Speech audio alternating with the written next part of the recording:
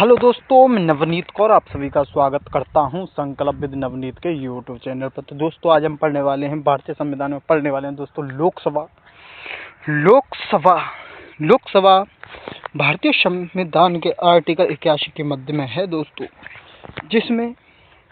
जिसे हम दो भागों में बांटकर पढ़ते हैं। निम्न दो भागों में बांटा गया है, निम्न सदन और प्रिय सदन, जिसका गठन 17 अप्रैल 1952 को हुआ था दोस्तों। गठन हुआ था 17 अप्रैल 1952 को। प्रथम बैठक, लोकसभा की प्रथम बैठक है दोस्तों, वह 13 मई 1952 को हुई थी दोस्तों। मूल संविधान में लोकसभा की सीटें 500 थी दोस्तों। 7वां संविधान संशोधन 1956 में हुआ दोस्तों, जिसके अनुसार 500 से बढ़ाकर लोकसभा की सीटें 575 कर दी गई। 31वां संविधान संशोधन 1973 में हुआ दोस्तों। इसमें क्या हुआ था दोस्तों, जो सीटें लोकसभा की सीटें 525 थी, उन्हें दोस्तों बढ़ाकर 545 सीटें कर दी गई थी। गोवा दमन दीप अधिनियम 1987 में यानी कि 545 से 552 सीटें थी तो कर दी दोस्तों।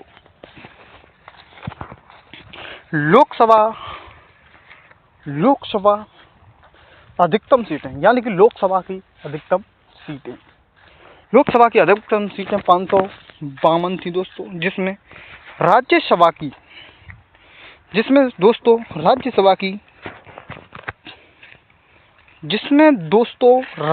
की 530 सीटें थी। यूटी यानी कि दोस्तों केंद्र शासित प्रदेशों की 20 सीटें और जो एंग्लो इंडियन राष्ट्रपति के द्वारा चुने जाते थे उनकी 2 सीटें थी दोस्तों। 104वां संविधान संशोधन 1919 में हुआ।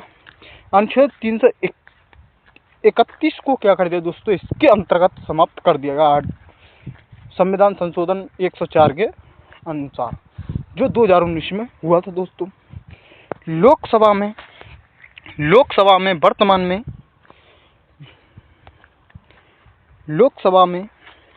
में वर्तमान में सीटें 543, क्योंकि राज्य यानी कि स्टेटों से 524 सीटें हैं दोस्तों और केंद्र शासित प्रदेशों से 19 सीटें हैं इस समय दोस्तों।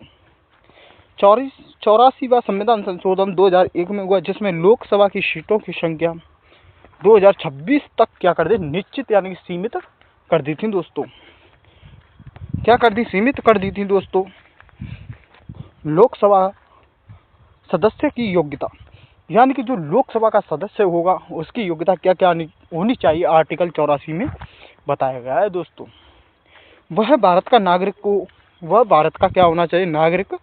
होना चाहिए दोस्तों, यानी कि भारतीय हो, भारत का रहने वाला हो, उसकी आयु 25 वर्ष वह पूर्ण कर चुका हो, वह अपनी आयु यानी कि 25 वर्ष पूर्ण कर चुका हो दोस्तों।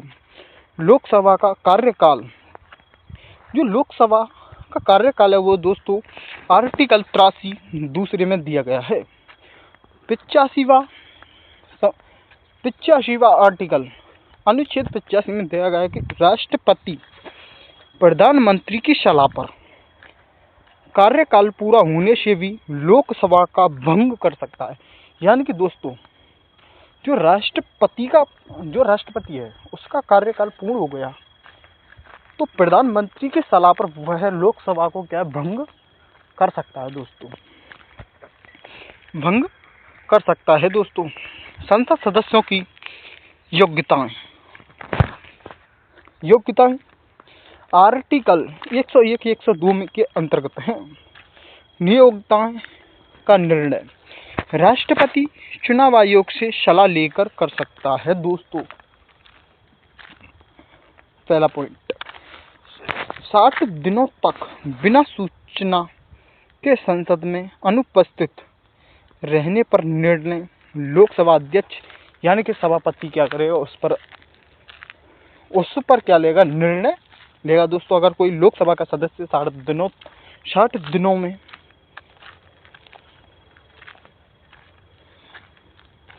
यानी कि कोई भी व्यक्ति बिगर सूचना यानी कि कोई अगर लोकसभा के सदस्य अध्यक्ष तक कोई भी सूचना नहीं पहुंचाता है, यानी कि वो 60 दिनों का तक लोकसभा में यानी संसद में नहीं आ सकता, तो उसकी सूचना दिए बगैर नहीं आता, तो उस पर निर्णय लोकसभा अध्यक्ष यानी कि सभापति क्या करेगा, उस पर निर्णय लेगा।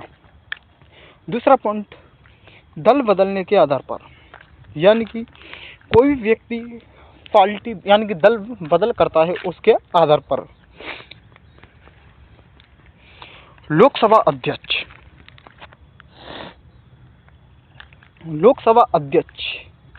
आर्टिकल 93 से 97 के मध्य दिया गया है दोस्तों, इसके अनुच्छेद के मध्य दिया गया है। आर्टिकल 93 में दिया गया है कि लोकसभा का अध्यक्ष और लोकसभा का उपाध्यक्ष के बारे में बताया गया आर्टिकल 93 में। आर्टिकल 95 में स्पीकर के ना होने पर, यानी कि लोकसभा के अध्यक्ष पे ना होने पर जो लोकसभा का उपाध्यक्ष होता है वह अध्यक्षता करता है दोस्तों। आर्टिकल 97 में दोस्तों, आर्टिकल 97 में वेतन से संबंधित है, यानी कि जो वेतन 4 लाख भारत की संचित निधि से 4 लाख जो वेतन होगा वो भारत की संचित निधि से वेतन दिया जाएगा दोस्तों। यानी कि प्रोटेम स्पीकर यानी कि उपाध्यक्ष की नियुक्ति राष्ट्रपति यानी कि नई लोकसभा सदस्यों को शपथ दिलाने के लिए, यानी कि दोस्तों जो उपाध्यक्ष होगा लोकसभा का, यानी कि राष्ट्रपति होगा, जो नई लोकसभा होगी उसके सदस्यों को क्या दिलाएगा, शपथ दिलाएगा। फर्स्ट स्पीकर JV मलाइंकर, वर्तमान स्पीकर ओम बिड़ला,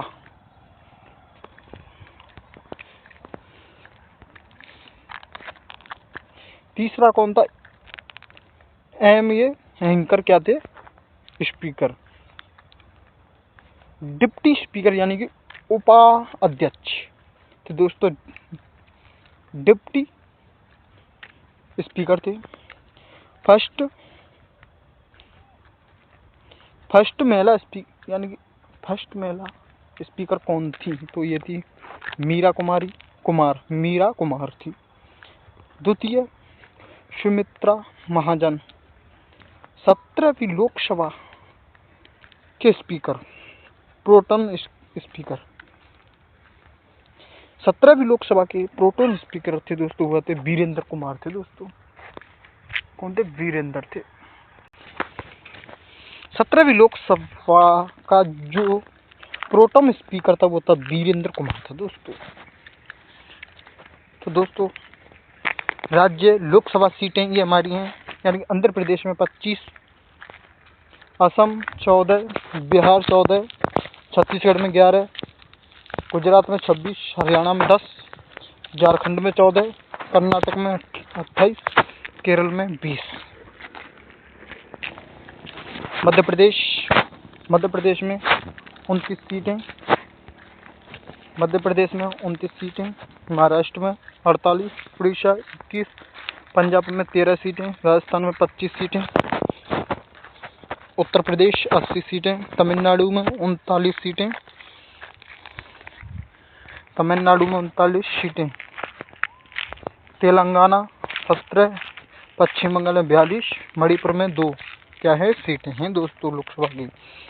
गोवा में 2 सीटें, अरुणाचल प्रदेश 2 सीटें, मेघालय 2 सीटें, Himachal Pradesh 4, Mizoram 1 seat, Nagaland 1 seat, Sikkim 1 seat, Tripura 2 seat, Uttarakhand में 5 सीटें हैं दोस्तों। अंडमान एवं निकोबार द्वीप समूह में 1 सीट है दोस्तों।